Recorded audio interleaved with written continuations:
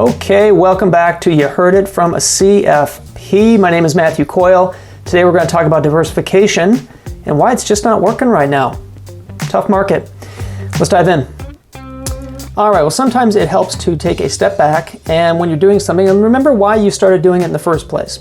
This is episode 42 of You Heard It from a CFP, and one of the big things we talk about here on these videos that I talk to, and these go to pretty much everybody, clients of our firm, prospects of our firm, it's a marketing piece for our firm, just kind of a mouthpiece for what we're doing with individuals and their wealth management needs.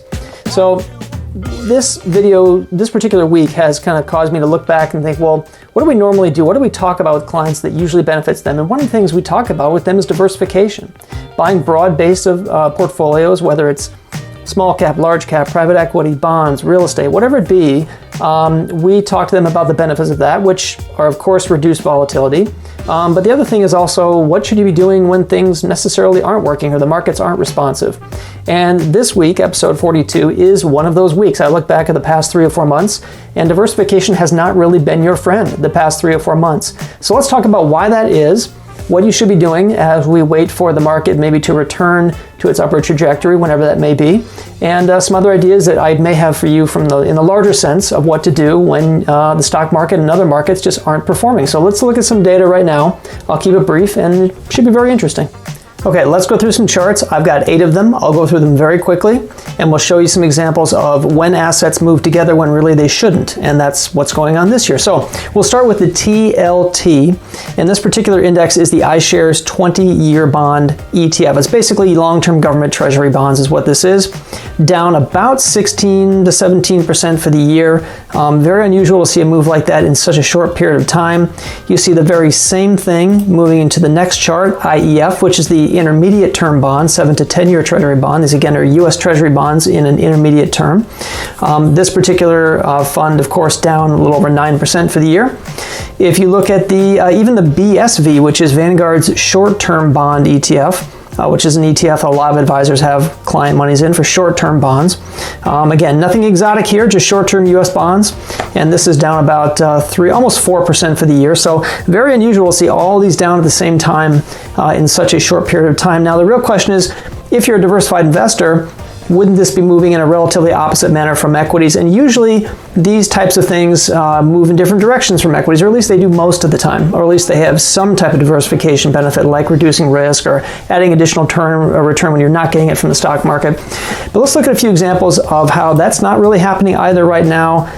If you look at the VUG, which is the Vanguard Growth Index, that particular ETF is down about 15, almost 16, we'll call it 15.5%. The VOT, which is the Vanguard Mid-Cap Growth, a lot of clients own mid-cap stocks, which is between small and large. That's down about 16% year-to-date, which is quite strange given the markets are all moving in one direction. The IWM, which is the Russell 2000 year-to-date, down about 11% year-to-date. And finally, or almost finally, you get the triple Qs, which is the NASDAQ 100. Mostly large cap growth there, stocks that trade in the NASDAQ. That is down almost 15% for the year.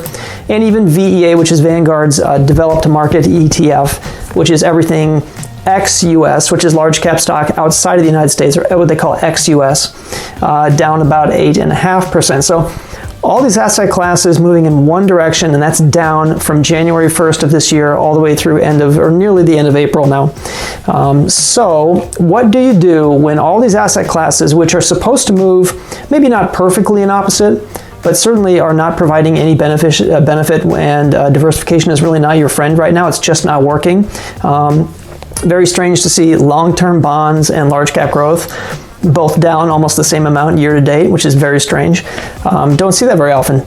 So what do you do? What other things could you be looking at? What could we go back to basics on? And just remember some basics about some tips of what you could do when nothing in the market seems to be working. And we'll talk about a few ideas now. Okay, so nothing in the market or very little in the market is working right now in your favor. Diversification isn't helping you. What do you do? A few ideas to look at. Number one, revisit your original thesis of ownership.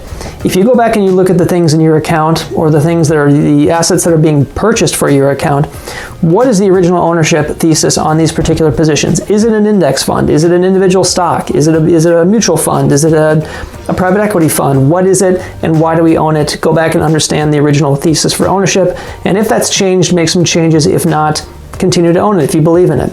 Number 2, go back to your original plan. You really should be buying investments within the context of a financial plan. What am I trying to achieve? What am I trying to achieve as far as goals? It doesn't have to be an elaborate financial plan, but it has to be a plan in where the investments you make, the investments you own make sense for what you're trying to achieve. If you're a 65-year-old and you are 100% stock and it's nothing but internet stocks that were great in 2020 and now they're not so great anymore and you're waiting for them to come back, you may want to seriously revisit your financial plan or have the planner you're working with do that, because you may be in for a rough surprise if those things do not come back. So if you're a 35-year-old, it's one thing. If you're a 70-year-old, it's another. So revisit your original plan, and does it make sense in the original context of my goals and my financial plan? Number 3, understand the history of the asset classes that you're dealing with. If you are in an asset class that has historically for 2 decades underperformed, and that's a significant part of your portfolio, what's going to change that to make it come back and be a high performer? Or, there's a reason why U.S. assets, particularly large cap growth and small cap, have led the way. I did a video on this last week. Why have they led the way the past 20 years? Is that suddenly going to change? Probably not right away. It may change a tiny bit, but will it change dramatically? You can make the argument that won't happen. So understand the history of asset classes and why they have been such a great place to be or not such a great place to be.